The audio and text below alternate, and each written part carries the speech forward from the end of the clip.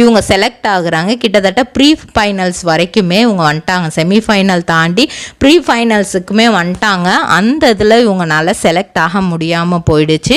இருந்தாலும் அவங்கள டான்ஸுக்கு மேலே இருந்த ஆர்வம் அது அப்படியே இருந்தது. அந்த டைம்லேயே இவங்களுக்கு மானாட மயிலாடல இருந்தும் வாய்ப்பு கிடச்சிச்சு. இதை செலக்ட் பண்ணுறதான்னு பெரிய ஒரு டவுட் இருந்தப்போ இவங்க விஜய் டிவியை சூஸ் பண்ணாங்க. அப்போது விஜய் டிவியை சூஸ் பண்ணனாலே என்னமோ தெரில, இன்னைக்கு வரைக்கும் விஜய் டிவியில் இவங்களுக்கு சான்சஸ் அடுத்தடுத்து அதிகமாகவே இருந்துகிட்ருக்கு. ஏன்னா மானாட மயிலாட கலைஞர் டிவியில் டெலிகாஸ்ட் ஆச்சு.